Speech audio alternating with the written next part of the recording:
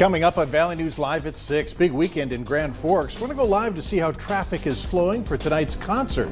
Police are warning students to steer clear from the newest TikTok challenges. And a plea from North Dakota's governor as hospitals are reaching or at capacity. Valley News Live at 6 is next. This is Valley News Live at 6.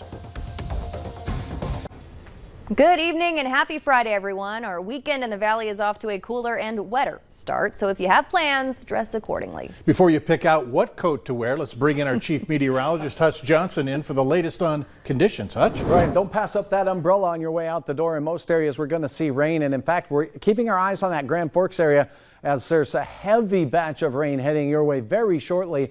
And as we look at the radar, we can certainly see that rain is very slowly moving to the north and to the east. Here is a look at your planner. Let's go ahead and get the radar out first, though, because that is something we got to talk about. First and foremost, those showers right over here, working their way slowly at 15 miles per hour. Lakes Country, Becker County, for Otter Tail County, going to see rain for the next quite a while, maybe as long as 3 hours.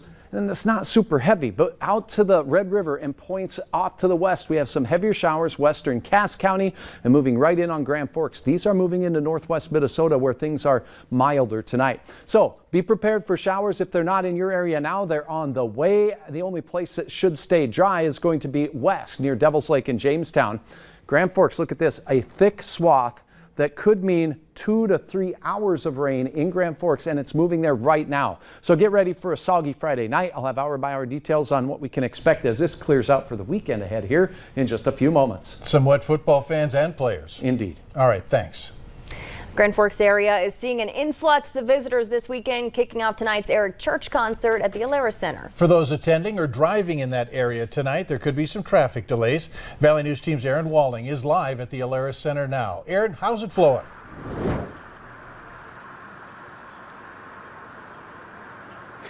Well, Mike, I should have taken Hutch's advice because right now it is raining. But talking about the traffic, right now people are pouring in for this concert. They have 3 different entrances, but they are also reminding folks, please look up their traffic alerts. They don't want backlogs as they are trying to avoid having some of these intersections be full of cars.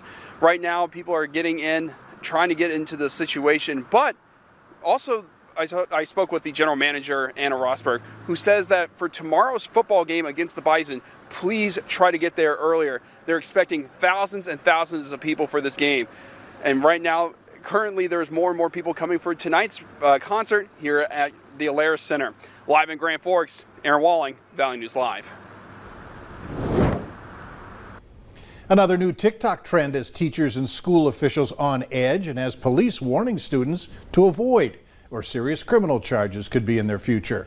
Valley News Team's crime and safety reporter Bailey Hurley spoke to West Fargo schools this afternoon on what exactly this new trend is and the devastating consequences the desire to go viral can bring.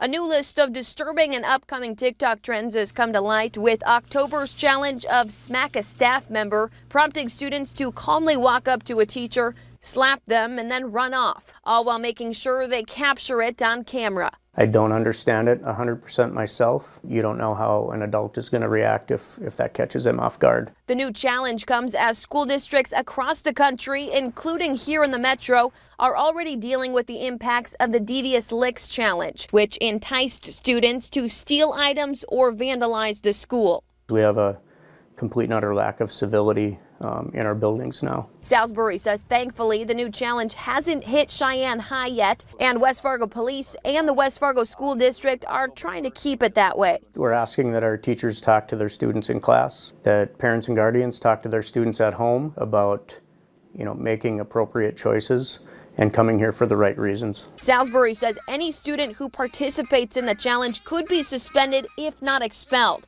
and could have criminal charges of assault or sexual harassment brought against them, which police warn could lead to having to register as a sex offender. I do have faith in our students that they will rise above this and maybe find a way to take something like this and put a positive spin on it.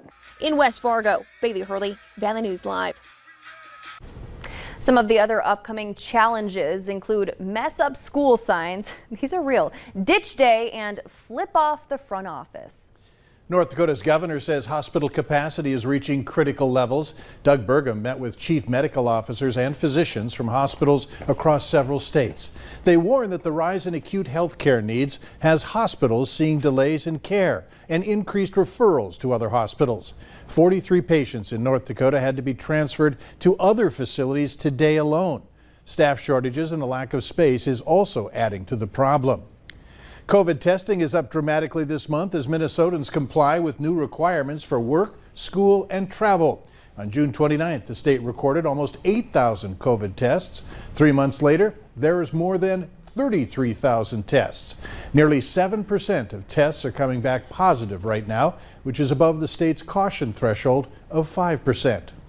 Minnesota lawmakers have $250 million in federal COVID-19 aid to give away, but they can't agree on how to spend it. The Frontline Pay Working Group is tasked with figuring out how to divide the money among frontline workers. The panel blew past a Labor Day deadline, but lawmakers are still at odds over who should get the money and how much they should receive. Republicans want to offer the tax-free bonus to those workers who they say took on the greatest risk. Democrats want to spread the money more widely. Minnesota families who get their health insurance through MNsure average less than $700 per year and will have more plans to choose from in 2022. The Minnesota Department of Commerce and MNsure say as of November 1st, average premiums will be lower because more Minnesotans will be eligible for tax credits to lower their costs. Every county in Minnesota will have at least 2 insurers offering individual market plans, with all but 7 counties having 3 or more insurers.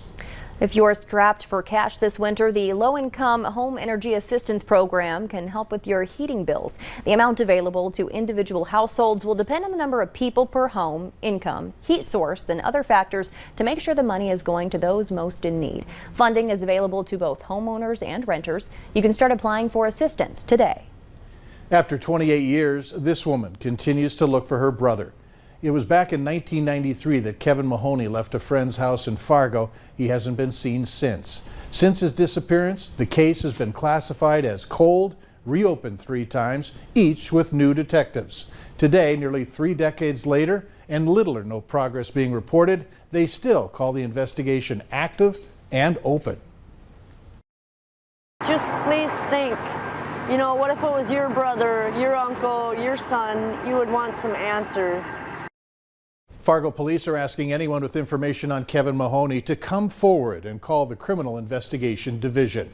We're still receiving calls from some DirecTV customers having a reception problem with the Channel 11 signal. DirecTV continues to tell us their equipment not properly receiving that signal. Our signal is functioning normally, and we're working with them to get the issue fixed. Ever been to the Garden of Healing? Well, later on Valley News Live at 6, where it's at locally and how it got started.